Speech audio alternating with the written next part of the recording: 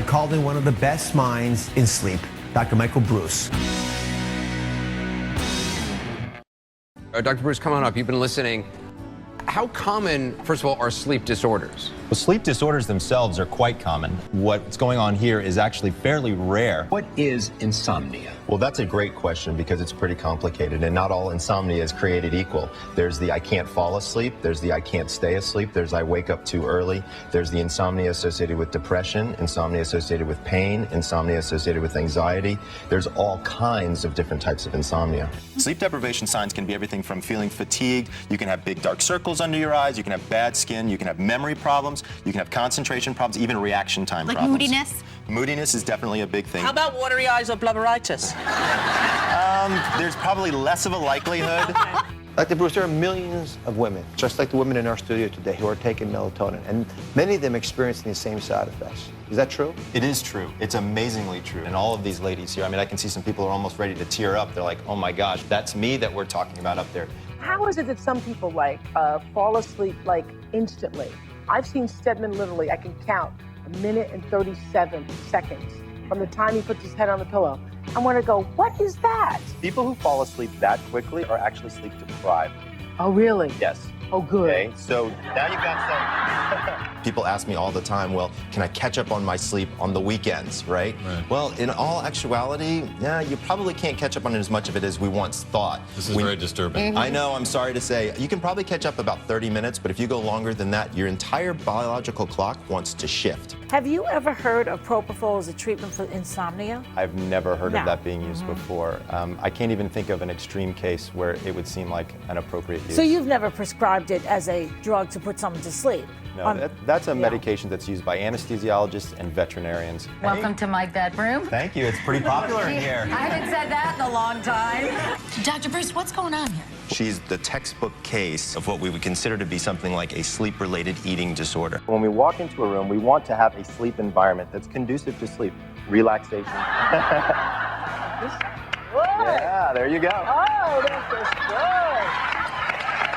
Really good. Oh, this is so good. What I can tell you is I've saved more marriages as a sleep specialist than I ever would have as a marital therapist, just by getting people back in bed, feeling better, sleeping better. It's truly amazing.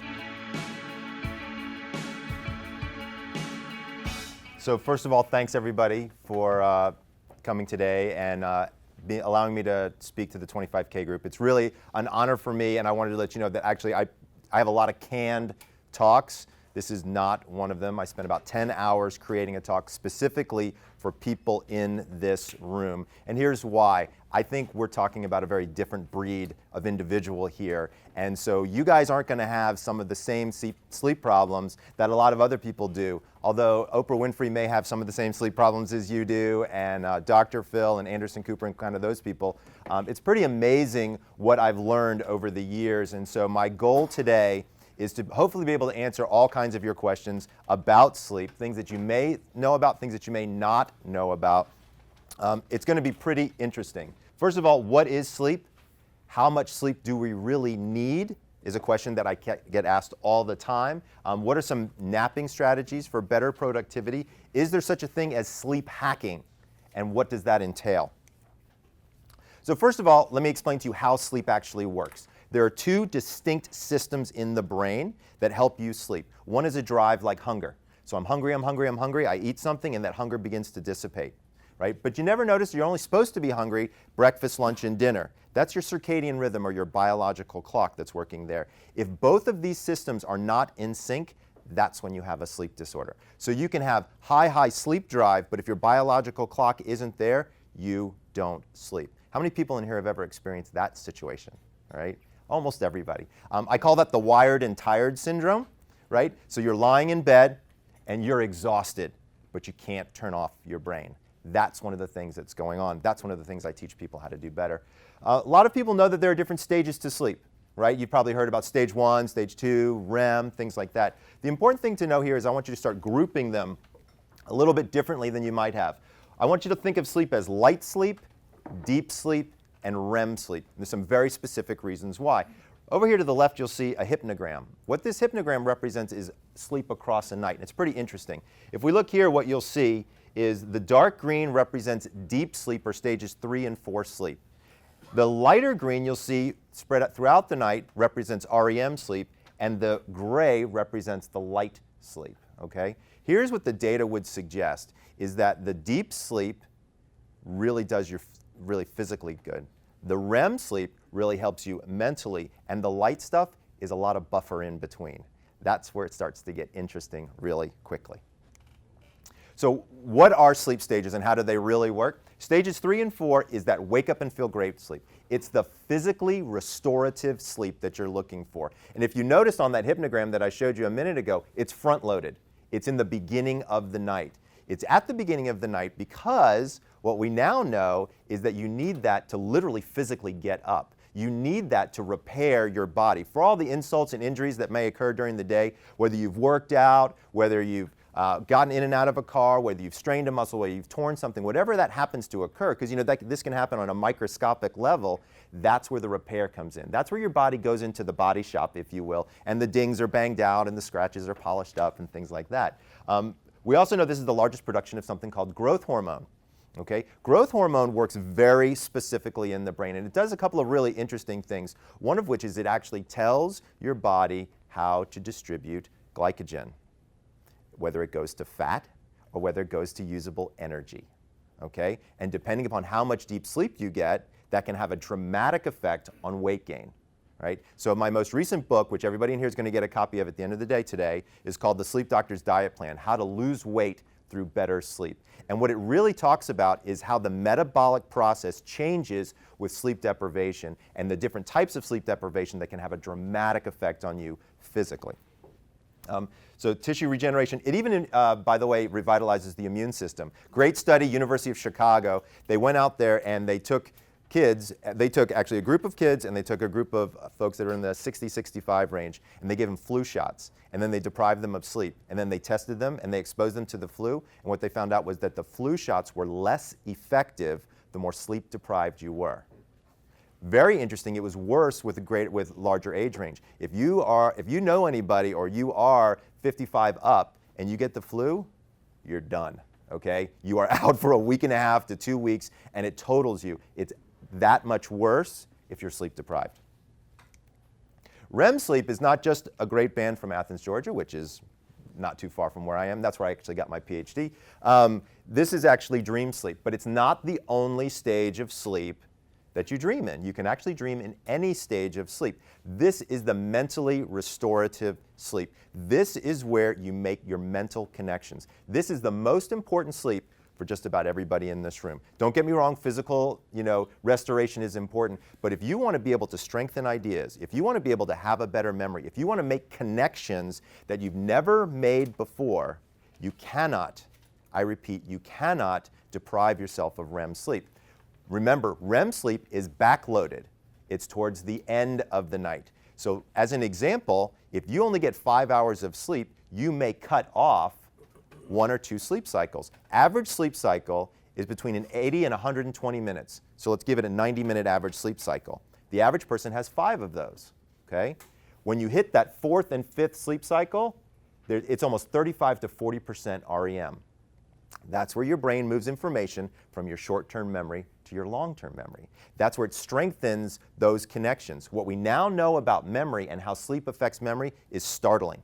What we now know is if you get stimulus during the day, like we're in one of these classes, and you've got ideas going, sleeping on it is the best thing you can possibly do because it strengthens those connections and it actually strips away all of the other things that you don't need. So if you were driving here and you saw a billboard or you saw a commercial on TV or things like that, that's all stimulus that's coming into your brain.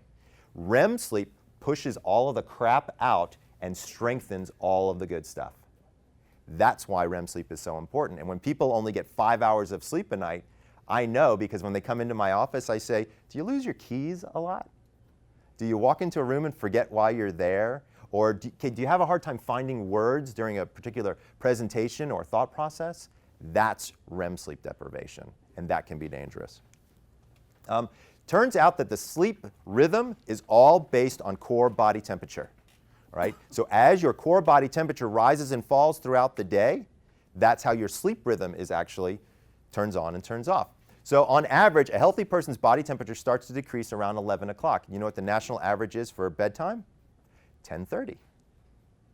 Okay? Why is that? Because people get sleepy around 11. When you have that core body temperature drop, it's actually a signal to your brain to release melatonin. Melatonin is that key that starts the engine for sleep. Okay? We're going to talk a lot about melatonin and some of the proper uses and improper uses of melatonin that are out there, but it's very important that you understand that the core body temperature is really what happens here. There's actually a second small dip in core body temperature. It happens between 1 and 3 in the afternoon. You know what else happens between 1 and 3 in the afternoon? People get tired, right? That's where the siesta comes from originally. So when you go down to Latin American countries, that's part of the evolutionary process of sleep. It's pretty interesting when you start to talk about the evolution of sleep. Most people think, well, sleep is that thing that I go into the back of that room in the house and it's dark and hopefully it's quiet, and I go in maybe 6, 7, 8 hours later, I come out and hopefully I feel re-energized and generate some good ideas and things like that. Sleep has evolved, okay? Disease evolves. We evolve. Sleep evolves. Sleep today is nothing like sleep was 100 years ago. Sleep today is nothing like sleep was 10 years ago, okay? Do you know what the single biggest disruptor of sleep was in the last 100, 150 years? You should all know this because you read a paper on it last night, right? Nobody read the paper? Thomas Edison, that's correct. The invention of the light bulb turns out to be the single biggest disruptor of sleep that there is. Because we used to be an agricultural society, and what would we do? We would go to bed when the sun went down, and we would wake up when the sun rose, right? But we didn't actually do that. We actually had two forms of sleep. People would sleep for about 7 hours, then they would wake up, they would have a second meal. A lot of people would have sex with their bed partner, they would visit with family members, and then they would go back for their second sleep. And then they would wake up with the dawn, and it was an agricultural society. They'd go out and they'd tend to the fields and things like that. Well, with the invention of the light bulb, it all changes, right? Because people could work at night. You know what? I personally think the second most disruptive invention out there, overtime. Okay? What do people do with overtime? They get paid time and a half or double time to work. So what do? They work longer hours. They still want to spend a lot of time and energy with their family. So what happens? It slowly starts to shrink their sleep. One of the top questions that I get asked is, Michael, can I hack my sleep? Can I get 8 hours in 6 hours? I'm going to actually show you a way that some people have figured out how to do that. So anybody in here know that they're a morning type of person by a raise of hands? People better in the mornings? Okay, so that's about half of you. How about evening people? Who are night owls? Okay, night owls on this side? Yeah. Now, it's tough to be both. There's actually, believe it or not, biological influence on whether or not you're a night owl or a morning lark. Okay, it's actually genetically determined, and it has to do with your core body temperature. Here's what we see. So this is core body temperature in Celsius, and these are hours across the evening. So remember that dip I was talking about that happens for the siesta? Some people's core body temperature rises a little earlier. Guess what? They're morning types. Some people's rises a little later. They're night owls. So these are things that are actually biologically determined. And when people come to me and they say, well, Michael, I want to turn myself into a morning person. Good luck with that. It's not going to be as easy as you might think. There are ways to do that that are pretty interesting, and we can talk about that in a minute as well. There is a lot of sleeplessness in the United States today, actually across the world. This is not a problem just amongst entrepreneurs and people whose minds are going, right? Here's what we know. 75% of adults actually have some sort of a sleep problem. 70 million Americans suffer from them, and there's over 88 different sleep disorders. I didn't actually know there were 88 ways you could screw up your sleep, but as it turns out, there are, and some of them are incredibly bizarre. All right, I've been in practice now for 14 years, and I've actually documented and seen all 88 of these different types of sleep disorders, and it's pretty amazing. The most popular, of course, is insomnia. Right? Roughly a third of the population at any given time suffers from some form of insomnia, with 10% of it being chronic. There's roughly 400 million people in the United States.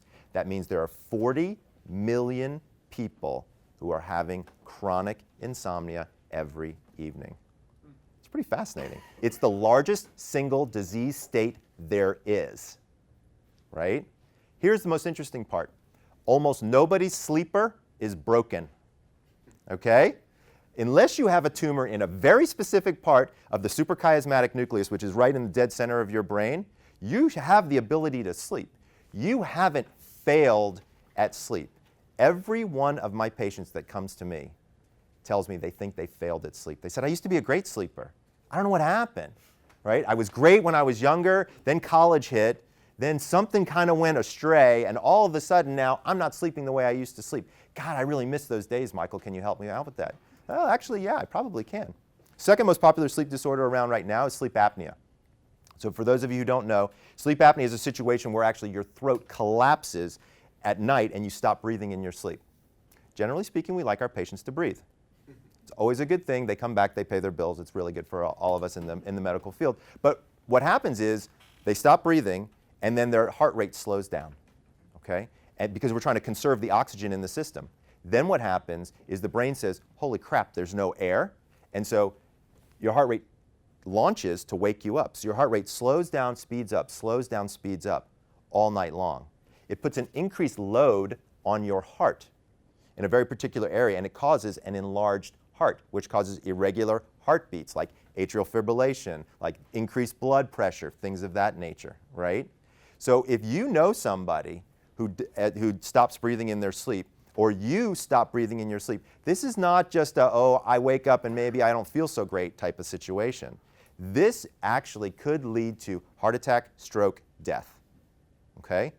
It happens all the time. When you hear about people who died in their sleep, they died from, partially at least, the complications of sleep apnea. So it's pretty amazing what's going on. How much sleep do we really need? That seems to be the biggest question that everybody wants to know. So there's actually very new data to show something pretty interesting. There is what's called a basal sleep need, an amount of sleep, we think it's 7 hours, that everybody kind of needs. Where the interesting thing comes in is everybody has a different amount of sleep debt that they can hold on to, right? So we all have a tolerance for debt, financial debt, right? Some people are okay with a whole lot of debt. Some people aren't okay with very much debt at all. Same holds true with sleep, right? Going backwards from your 7 hours, how much sleep can you lose or not have and still function at the level you want to be able to function? That's the real question that people are trying to answer. And it's been done in a couple of different ways. What is your sleep number, generally speaking? Again, most people have it at about 7. Really interesting data that showed that people that sleep more than 10 hours and people who sleep less than 5 hours have a double mortality rate. Double. Doesn't go for kids, though, does it? No, just adults. Doesn't go for kids. Kids, we actually want them sleeping more than 10 hours on a general basis for sure. I've got an 11-year-old and a 12-year-old, and like last night, my 12-year-old, he went to bed at 8:30, which is unheard of, and he didn't get up until about 7 this morning, so he got a good solid sleep in because he was exhausted, right? Does that change at 16 or 17? It's interesting. What we start to see is it changes in different ways at different times. So my son is 12, and he's kind of right in the throes of puberty. And what we now know is his biological clock is shifting. And his biological clock is making him become a night owl, right? So he wants to stay up until 12 and sleep until 2 the next day, right? Which is classic. We all kind of went through that. Interesting, that happens more in males than it does in females. But what's really crazy is some great studies out of the University of Minnesota rather, that showed that when they changed school start times by 1 hour, kids in their very first period class went up a full letter grade. And all they did was change the school start times. Okay? When you're looking at a massive problem with your kids, with kids you know, with kids that you can affect, with kids making decisions, they're too tired. And the bus schedules actually have a tendency to run the older kids first and the younger kids next, which is the exact opposite of their circadian rhythms. How many people in here have had young kids who are up at 5:30 in the morning, right? They kind of blast out of bed and they're ready to rock and roll. Well, the problem there is we've got a disconnect here that we've got to change, and we've got to be able to figure out how to get people to understand that. Also, the more sleep deprived you are, the more your brain tells you that you're awake and okay. There's a reason for that. It comes down to the fight or flight syndrome. If you're awake, there must be a threat. So your brain then tells you, don't worry about it, you're not tired, watch out for the threat. So the longer you stay awake, the better you think that you're doing. We know that bad sleep equals bad performance. Oh, my E seems to have fallen over there. Bad sleep equals bad performance in many different areas. Okay? I can show you data that shows that bad sleep decreases sexual function, it causes weight gain, poor decision making, decreased memory, increased stress, poor cognitive function, higher blood pressure, increased pain, and lower reaction time. That doesn't sound particularly good, right? I mean, we'd like to avoid those things out there. Here's the good news. It's not just doom and gloom today. Good sleep actually will reverse almost all of these situations. So as an example, anybody in here know somebody or currently has a situation, don't raise your hand, with pain, all right? A lot of people have low back pain, arthritis, things like that. Great study, again, University of Chicago. They took healthy college kids, and here's what they did. They put them through pain protocols. Now, this is going to sound a bit sadistic, but it actually is pretty interesting work. They take one of those big drywall buckets, and they fill it with ice and water, and they have normal, healthy college students dunk their legs into this, and they time them to see how long they can take the pain before they yank their legs back out. All right? Then they took the exact same kids, they kept them up for 36 hours, and they did the exact same experiment. Kids were pulling their legs out in half the amount of time with the exact same pain stimulus. Pain hurts worse when you're tired. The perception of pain is worse the sleepier you are. Okay? Exact same pain, exact same stimulus, kids are out as quick as they can. It's amazing where sleep affects in different ways. I'm going to talk to you a little bit about athletes, because everybody in this room is an athlete in a certain way, shape, or form within their business. You're a superstar. You're a rock star. You're the guy or the gal that's doing it and doing it in an interesting way and getting it done. Okay? Now I'm getting calls from major sports teams because that is the new advantage. You know, everybody heard about Moneyball, right? Way back when, where they were looking at different ways to increase productivity through their ball players. Now it's becoming sleep. The Jets actually, believe it or not, hired sleep specialists to work with their team. There are actually a lot of areas. I'm only going to go over 3 different areas today where we see a change based on athletes and their sleep. No sleep equals no learning.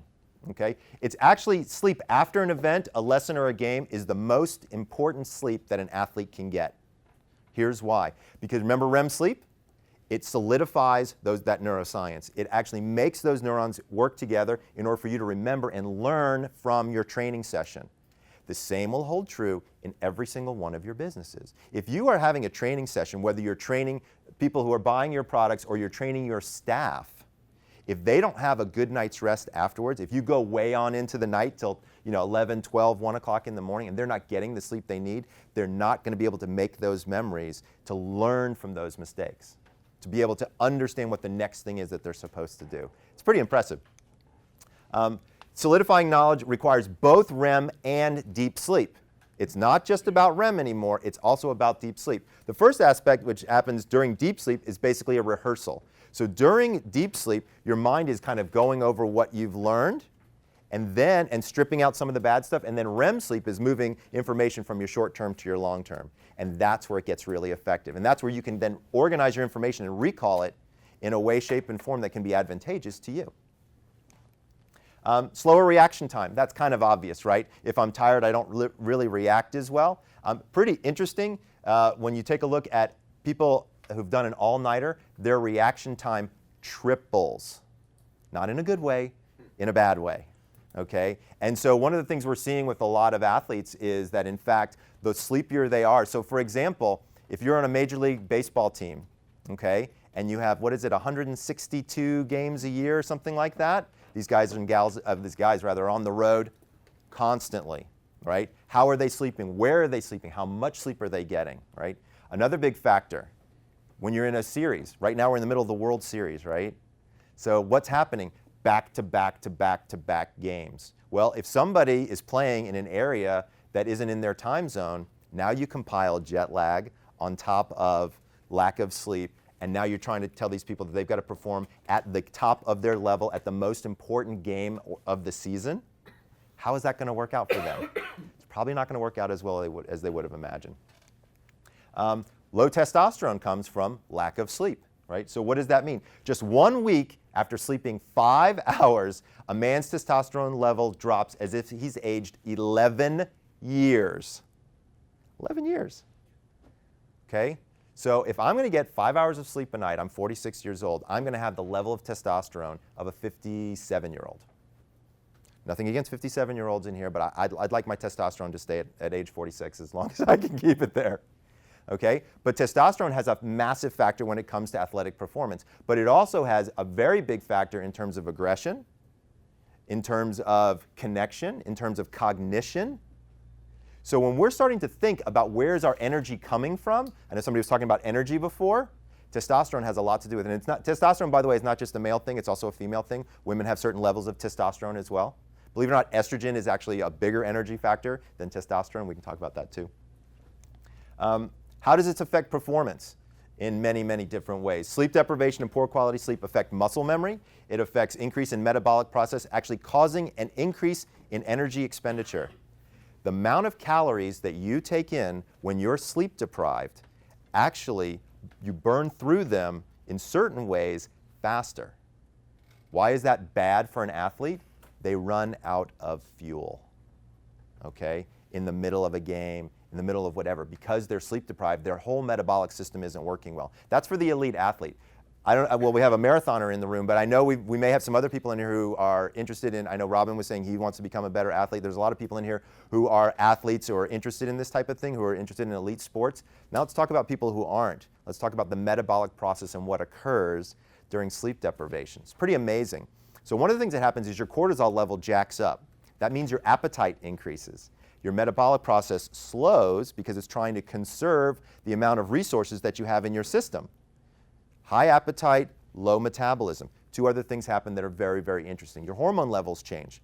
Ghrelin, which is your go hormone that tells you to go eat, actually increases. Leptin, which is your satiety hormone or the stop hormone, decreases. So when you're sleep deprived, you have a high appetite, you have high hunger, those are two very different things. You have low satiety and you have low metabolism. It's a recipe for disaster.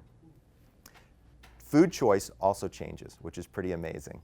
People, when you're tired, what are the types of foods that you go for? Let's go. What are the types of foods that you guys eat or gals eat? Doritos. Doritos, carbs, sugar. What other stuff? Like anybody? I'm a Lucky Charms guy. Cereal and milk is a big one for me when I'm like really down. How about anybody else? Ice cream's a big one, and a late night snack ice cream too is another one. We can talk about that too, right? Here's what we know about those food choices. They're actually neurochemically driven. When you eat high carbohydrate, high fat foods, it produces serotonin, which is the antithesis of cortisol. Remember, your cortisol levels are high when you're sleep deprived. Your brain doesn't like it. It wants to calm down. So it actually makes you crave high fat, high carbohydrate foods to lower that cortisol level so that you can actually get some rest. It's not your fault that you want to have ice cream and cereal and all those good things in the middle of the night. Your brain is telling you that you're so sleep deprived, it's got to slow down, and that's how your brain does it. It craves those foods. Again, during REM sleep, the body reaches peak testosterone levels. Less REM equals less testosterone. REM sleep promotes protein synthesis, building muscle mass, again, for the athletes in the room. And sleep deprivation, low sleep quality, and jet lag are some of the key factors to what happens to these people. Great story. A good friend of mine who's also a sleep specialist works with the Boston Bruins. Anybody in here a hockey fan? Okay, so we got some guy, got a big hockey fan back there. All right, so really interesting situation. The night before, and this was in 2011, the night before Game 7, or I'm sorry, the day before Game 7 of the 2011 Stanley Cup, he got a call from the head trainer at the Bruins. And what was happening was the day of the game, the day 7, they had a scheduled practice for 10:30. And what the sleep specialist said was, cancel the practice. And he's like, are you kidding me? Cancel the practice? Like, it's Game 7 of the Stanley Cup. Like, this is it. We've got to get there. And he's like, That's actually because they were playing in, I think it was Vancouver.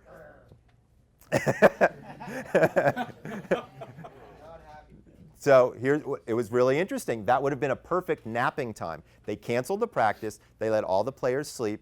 Guess what happened? They won. Was it due to the sleep specialist and that advice? I can't put my finger on that, but here's what I can tell you. The next year, the Vancouver Canucks hired a sleep specialist. It might have had something to do with the fact that the city was burned down. Well, I'm not saying that there weren't external factors in there, but using this as an example, one of the things we know, especially with like elite athletes, I've worked with some Olympians before, and here's what we know. We're talking about a 30% difference in performance at the elite level. You know what a 30% performance difference is at that level? That's being on the podium or to get nowhere near the podium. Okay? It's, when you talk, that is absolutely the difference between a gold and not showing up. Okay? So when we're talking about sleep, it has massive, massive effects on athletic performance. But I want to talk about something that has to do with everybody in here, which is travel. So my guess is lots of people in here travel, have a lot of different travel issues, right? I was talking to somebody who said that they're going to Arkansas, and then they're going to Dallas, and then they're going to be driving for 3 hours. Kevin over here. So how does that have an effect on people, and what's going on? There are lots of different problems that have to do with travel and sleep. I'm only going to be able to address 3 in my talk today, but I want you to think about these 3. Sleeping on an airplane, jet lag, and sleeping in a hotel. So sleeping in the air. How many people in here can sleep on an airplane? Okay, that's good. All right? When it's flat. Right. Well, first of all, you got to pick your seat appropriately. Now, granted, there might be a lot of people in here who are able to sit in the front of the plane, but I will tell you, there's a great website. It's called seatguru.com. Oh, yeah. Okay? And it rocks. You can punch in your flight. It will tell you the type of plane that you're going to be flying on. It'll tell you what the best seats are on the plane and what the worst seats are on the plane as far as comfort is concerned. I found this site like 10 years ago, and it has been my godsend. Because if you don't get upgraded or you haven't bought that first class ticket and you are in that part of the airplane, you want to know what seats are going to be good for you. I also have people bring an onboard sleep kit. What does that mean? Eye shades, earplugs, maybe some music, or even a cervical pillow or some type of pillow is absolutely going to be helpful. Okay? The biggest deterrents for sleep are light and sound. All right? Interestingly, if you actually stay in the middle of the fuselage, it's actually less turbulent than on the ends, because where the wings are, the stability of the structure itself actually makes it a smoother area to fly in. Center. What's that? In the center, right, in the center, right around the wings, although it can be the noisiest because that's where the engines are. That's where the earplugs come in. By the way, if you're going to get earplugs, you want them noise level rated at 32 or below. Noise level rated, NLR. The reason for that is it drowns out a tremendous amount of noise, but you can still hear the smoke alarm in your house. So it's good, fire and sleep don't mix. So one of the things we want, this is a tough crowd. My jokes are going nowhere. Holy cow. 32 or 34? 32. Or below. Or below. Yeah, is what you're kind of looking for How there. low is too low? Well, I let people, I don't like people personally to go below 28 because then you're really not getting a whole lot out of the earplug itself. And most people don't know that you don't actually hear only through your ear. You actually hear through your ear, but also through your jaw. Because sound is a matter wave, and so your ear is actually like a funnel, and the wave kind of comes in and then goes into the canal, but you also feel all of those waves across your jaw, and so your brain interprets that vibration in a very specific way. So by putting 32 earplugs in your ear, you will dampen the decibels, but you won't get rid of them altogether. There are some people out there who actually have a little strip that they'll put across their jaw, and it will actually help deaden sound even more. So for example, if you have a lot of, I know it's crazy, isn't it? If you have a lot of noise in your bedroom or you're in a hotel or something like that, have an earplug, but then you can actually take a washcloth or something like that and put it right here across your face, and it will actually make it sound quieter.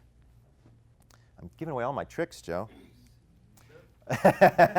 This is Seat Guru, and so here's what you do is you actually put in your airlines, and it'll tell you good seat, be aware, poor seat, where there's a power port, where's the galley, where's the lavatory, things like that. It's actually really critical information. I gave it to my admin, and when she makes my flight arrangements, she always knows, plug it into Seat Guru, see what's going on. It's a pretty great site.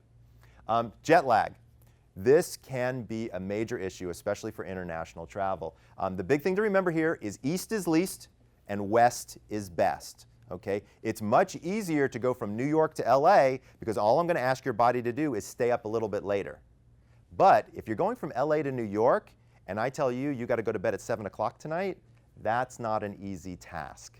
Right? So direction of travel has a lot to do with it. Flight scheduling has a lot to do with it. You can actually use melatonin and light therapy to reset or realign your biological clock very, very quickly. So I worked with a Saudi Arabian princess who was in LA and had to go to Saudi. And she wanted to be able to get off of her plane and be able to attend the functions that she needed to be able to attend. So I actually created a jet lag schedule for her. This is what I do for a lot of my patients, like Fortune 100 CEOs and people like that who come through the door and they're like, Michael, I got to go to China, I got to have 3 meetings, I got to get back on an airplane, I got to come to New York, I got to go do this there. So when you start to look at the advantages that you can have by being able to sleep appropriately in all of that 24 to 48 hour space, it becomes quite interesting. So with her, sleep is in the purple, and then in the yellow, we used caffeine and light therapy. So what is light therapy? So remember, melatonin is the vampire hormone. It is not produced in the presence of light. It only comes out in darkness. So you can actually use light therapy, and you can go on Amazon. There's a light box called the Go Light, or the Go Light by Philips. And it has 10,000 lux of light in this itty bitty little thing. But here's what's interesting is you no longer have to have the amount of lux of light that we once thought. There's been a discovery that there are actually sensors in the eye that actually will pick up on the 420 nanometer wavelength, which is blue light. So you've probably heard about blue light or blue blockers or things like that. That blue light is actually what triggers the pineal gland. So it hits your optic nerve, it bounces around, it goes up into the suprachiasmatic nucleus, which tells the brain, hey, stop producing melatonin. So this light box is all blue light. It's literally like having like 5 of those bullet coffees in a morning. So for example, if you wake up and you're in a different time zone, or even if you wake up and you're in your current time zone and you're starting to feel sluggish and you're not feeling too good, go outside, get 15 minutes of sunlight, or get one of these light boxes. Put it on your desk, give yourself 20 minutes of exposure to it. It's literally like drinking 2 or 3 cups of coffee. It will wake you up and you will feel fantastic from it. It's called the Go Light, G-O-L-I-T-E. It's by Philips. I think they're like $150 or so. Can you use your iPad with an app to do that? Well, here's the problem: is that these have actually very special LEDs. But an interesting question that I've been asked many times is, do iPads and do phones have an effect on people at night? And the thing is now, the answer is yes.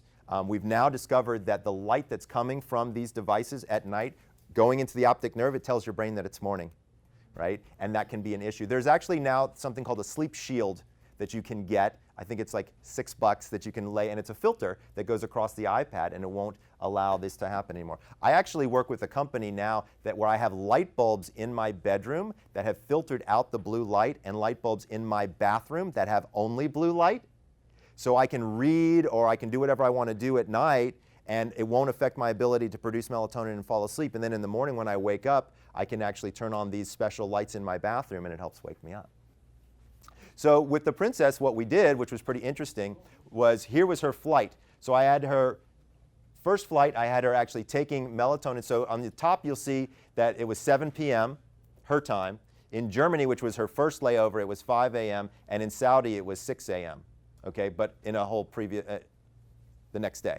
So what we actually had her do was, F1 is her first flight, right? So this was her normal sleep schedule. I had her going to bed at midnight, getting up at around 6, and then having the light therapy with caffeine. Then she went a whole day and came back, went to bed at midnight, got up at 5, because I'm starting to push her backwards towards what would be an appropriate sleep schedule, light therapy, caffeine. Then I have her go take a nap on the airplane. We're going to talk about naps in a second, with a little bit of melatonin. Then, if you notice, she sleeps for that 3.5 to 4 hours, and then she is up from what would be midnight her time all the way to 2 p.m. the next day. All right? So I built up all the sleep deprivation in her over that course of time so that when she hit Saudi, she took a melatonin, her biological clock had already started to shift, and she was off and running. What you can't see on the slide is at the very end there, when the 11 and 12 p.m., LA time, which is really 9 and 10 p.m. Saudi time, she was also using light therapy and caffeine again.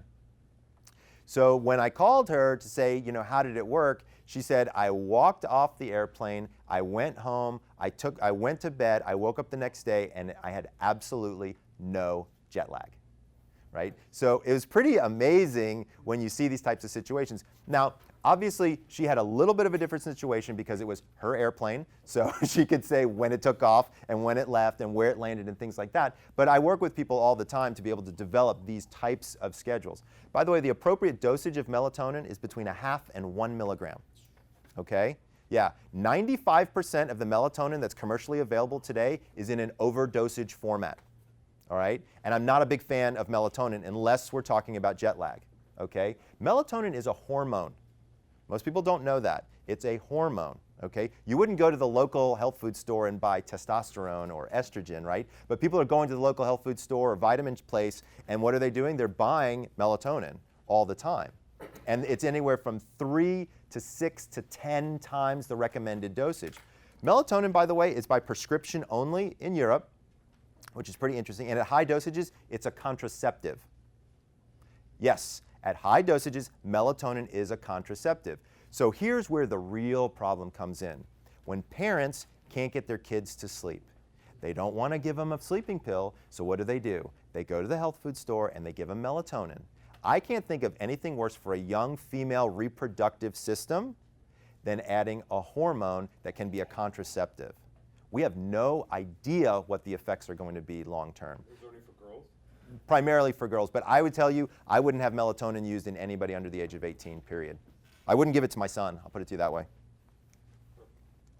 How do you choose the right hotel when you get there? Pretty interesting. First of all, are you in the flight, if you're near the airport, are you in a flight path? What is the last flight in or out? Do they have a sleep program? I was fortunate enough to work with Crown Plaza Hotels, and I created a Sleep Advantage program. So we actually had them do different things. We had housekeeping at certain hours, quiet zones. Is there a club or bar that makes noise? Do they have soundproofing? Do they have vacationers or family members around? Can you choose your room? Okay?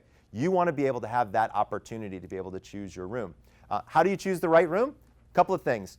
Face the west, because remember the sun rises in the east and sets in the west. Avoid elevators, stairs, vending machines, kind of obvious. Corner rooms are always more quiet. Always upgrade. Actually have them remove the minibar. It's very tempting if you can't fall asleep to grab a couple of drinks and help put yourself to sleep or pass out. Really not a great idea. It doesn't affect sleep very well. And you want to actually, you can ask for a non-smoking room with a double bed if you're staying in one of the older hotels. Most hotels don't switch out their mattresses very often. Double beds, the structural integrity of the mattress actually lasts longer because there's not as much of a dip. When you're lying in a king-size bed, the structural integrity of the mattress itself starts to go because there's not any support. But with a double bed, you actually get a better night's rest on a double bed. What's the very best thing to do? Walk up to the desk clerk and say, what is the best room in the hotel that is currently available, and hand them a $20 bill. You will instantly know exactly what room, because they know exactly what room in the hotel works best. That is a freaking great idea. Just a little, because I've done so many things for, testing the reward mechanisms for people in environments where they don't get tipped. That idea, everyone here needs to try that. It works like a charm, because they have the inside information. That's what you're looking for, right? You're looking for the inside information, and they've got it. Let's talk about strategic napping. What are naps and how do they work? A nap with more REM sleep in it actually inspires creativity and heightens perception. A nap with more stage 2 increases motor skills, and a nap with more slow wave sleep improves your memory and clears your mind. For the nap. Now remember, REM sleep at night is what really helps your memory, but slow wave sleep during the day helps your memory. So it can get a little confusing. What is the perfect nap? People ask me this question all the time. Remember, the first 20 minutes of any nap is going to be where it's going to be more refreshing in stage 2.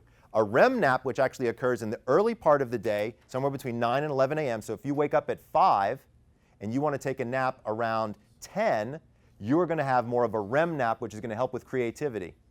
All right? If once past noon, slow wave sleep will actually occur after stage 2 because that's how your biological clock works.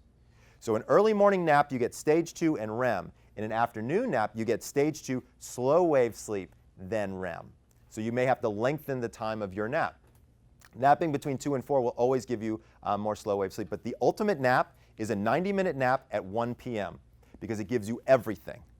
Now, if you don't have 90 minutes to nap, I have a solution for you. My secret weapon is called the Nap-a-latte. okay? And it works really well. Get a 6-ounce cup of drip coffee because it has the highest caffeine content there is, all right? Put an ice cube in it, cool it down, drink the whole thing as quick as you can, take a 20-minute nap. You will reduce the amount of adenosine, which is what's making you feel sleepy. You'll get that alertness factor. The caffeine kicks in, you are good for 4 hours, guaranteed. It's called a Nap-a-latte. Yeah, that's a hack. And it works like a charm. And by the way, we'll put that. Can we put that slide in with? Of course. Because you sit and think of everyone in this room, all this insanely awesome research and everything we're doing, and this is where everyone's like, oh yes, look at that. No, and And what happens after 4 hours? after 4 hours, it depends on your caffeine metabolic rate. So different people will have different amounts of caffeine, but the adenosine will kick back in and you will crash. You can do a second Nap-a-latte, but here's the problem. When you start to do that, you're really increasing that sleep debt and you're going to get hit really, really hard. So I would tell you that this is good to do once, not good to do twice. But I've got patients who've done it, a couple, 3 times, and they end up on the bad side of it. I mean, I've had patients end up not from this, but from caffeine in general, where they're drinking so much caffeine during the day. I've had people end up in the ER for caffeine and caffeine withdrawal as well. Heart palpitations, the whole 9. Yeah. So say we drink the coffee and then we go to sleep for 25 minutes. Yep, exactly. Jumpstart the brain. So it takes the brain approximately 20 to 25 minutes to begin to metabolize the caffeine so that it has the effect. And that's when it really kicks in nicely. So you get that first 20 minutes of stage 2 sleep, and then the caffeine hits, and I'm telling you something, it's awesome. Hey, Michael, do you mind real quickly, although you commented, can you explain to people what happens with coffee and caffeine, what it is doing? Oh, sure. So here's one of the things that's really interesting when you look at the molecule of caffeine and you look at a molecule called adenosine. So adenosine is something that builds up in your brain. It's a neurochemical, and there are adenosine receptors in your brain. Okay? And as the molecule builds up, it goes into these receptors, and that's what makes you feel sleepy. Caffeine, if you look at the structure of the molecule, actually is almost identical to adenosine. And so when you add caffeine into the brain, it goes into those receptor sites and it blocks the adenosine. And that's why you don't get sleepy. What data would show is over the course of time, if you have enough caffeine in your system, your brain says, I'm not getting enough adenosine, and it creates more adenosine receptors, and more adenosine receptors, and more adenosine receptors. That's why caffeine doesn't work as well over the course of time. There's now data to show that if you've been drinking coffee long enough, your brain doesn't function without it. Okay? I've had patients who drink a pot to a pot and a half a day. Right? It's not an uncommon, believe it, it's not an uncommon scenario, right? Deal with anybody in the technology world, right? Coders. I mean, we're talking about energy drinks, we're talking about coffee, we're talking about monsters, amps, whatever you want to call it. They've all got some form of caffeine. By the way, there's an ingredient called guarana that's out there. That's really important. That's really potent caffeine. Okay, but it's not labeled that way on all of these drinks. It also gets into these adenosine receptors, and what we see brain function really kind of hitting a whole different level. The last thing I want to talk about is polyphasic sleep. So what is this? This is how you can actually get more out of your sleep. I'm not going as far as to recommending it. I'm just going to tell you what the research says, and we can talk about it in a second. Before the light bulb, we slept from dusk to dawn in, like I said before, 2 separate bouts. Now we try to force ourselves into one shortened bout, which is roughly 25% slow wave, 25% REM, and about 50% stage 2. In Latin American countries, they sleep less at night, 6 hours at night, with a 20-minute siesta during the day. So what can we learn from that? Can I get my 7 in 4, 4.5? The answer is you kind of can. So with a siesta, you have 6 core hours and then a 20-minute nap at roughly 1 p.m. Why 1 p.m.? Because that's where the core body temperature dip drops. That's where we get the increase in melatonin. Here's where it gets weird. You can actually do a 2-nap method where you sleep 4.5 hours a night. Remember, every sleep cycle is 90 minutes long. So that's 3 full sleep cycles from 11 to 3:30. Then you have 2 naps, 1 at noon and 1 at 4. You just shaved 110 minutes off of your total sleep cycle. Okay? The 3-nap method, you have a 3-hour core, okay? You nap at 7:30 in the morning, 11:30, and 4:30. You just shave 200 minutes off of your core sleep. Okay? So now, why would I even bother to present these data, right? Is this a good idea? Is this a bad idea? I can't count the number of people who contact me who say, can I hack my sleep? Can I get 7 hours worth of sleep in 4 hours? You can, but here are the issues that happen with this. Number one, you have to stick to this exact schedule. You cannot vary at all. Your core body temperature rhythm is what you're basically messing with at this point, okay? If you don't take your nap at 7:30 for 20 minutes, 11:30 and 4:30, the entire thing goes haywire, all right? The most interesting, you can actually, there's actually a 4-nap method and a 6-nap method where you actually never have a full core sleep. It's called the Uberman schedule, if you've ever heard of that online. It's pretty interesting. So I actually talked to the guy who did it because he contacted me to find out if he could do it or not. Here's what ended up happening is every 3 hours he had to take a 20-minute nap. And it became extremely limiting. He couldn't go out for dinner and a movie, right? He couldn't spend time with his friends. He was awake when everybody else was asleep, right? He actually started to become quite depressed. Because the social interaction really wasn't there for him. And it actually increased his likelihood of depression. So when I talk to people about this, there's a couple of caveats. Number one, you can't be probably over than about 35 or 40 years old and get away with a 3-nap method, okay? Number two, you can't have any major medical things going on with you because you will absolutely affect your body chemistry and your neurochemistry in a way you don't want to. You make medications actually less effective this way. Okay? So you have to be pretty healthy, pretty young to be able to withstand something like this, and you can't do it forever. Okay? This is something that people could do for maybe 6 months, maybe a year at the top end, but here's what you end up doing is you could then affect your sleep ability forever. There's a distinct possibility that your brain won't kick back in unless you know how to taper and go from there. So what I'm going to do now is I'm going to give you 10 things that you want to have as an effective sleeper. Or these are 10 things, that effective sleepers do. And this is my last slide, and I'll open it up for questions. Number one, stick to a schedule. Okay? Get up at the same time, go to bed at the same time. Your body loves regularity.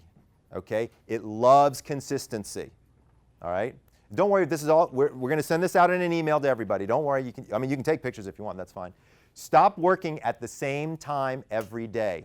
You've got to take a mental break before you take that physical break. Sleep is not an on-off switch, okay? Sleep is like slowly pulling your foot off the gas and slowly putting your foot on the brake. There's a process that must occur.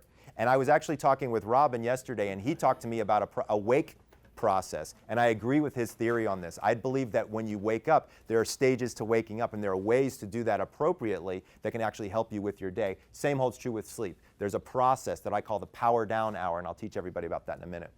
Get ready for your next day. Get the stuff done that you need to get done so you're not running around in the morning trying to figure it all out. Have an electronic curfew.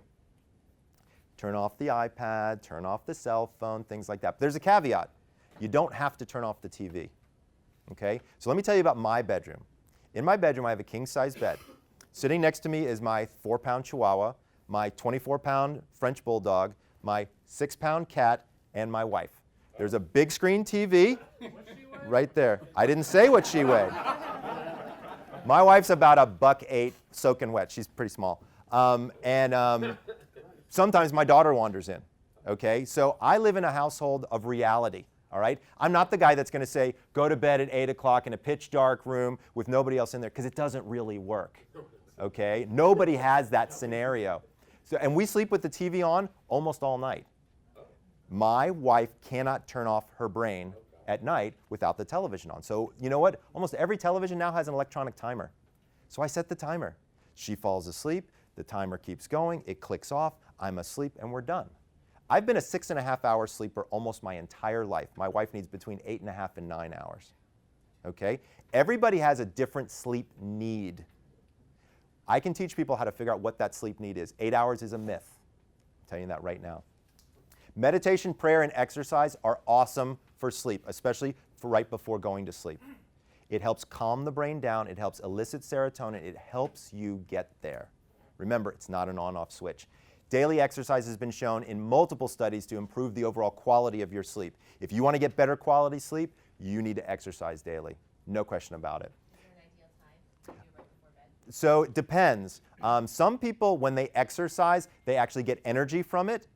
Some people, when they exercise, mellow out from it. What I've found is people who are high anxious or who are type A personalities, not like anybody in this room might be that, it's better to exercise in the evenings because it actually helps calm you down because of the endorphins and the enkephalins that you can produce. Whereas people who have more of a down or blue type of personality, they're better to exercise in the morning because exercise has a tendency to give them energy. Great to get sunlight every morning. 15 minutes of sunlight resets that circadian clock every single morning. Go outside with your cup of coffee, get 15 minutes of sunlight. Hopefully be clothed. God, my jokes are just dead. This is unbelievable. Journaling. Journal what's good in your life, journal what's bad in your life. Get it off your brain at night before you go to bed. Don't do it as the last thing before bed. Do it about an hour and a half to 2 hours before you're gonna power down.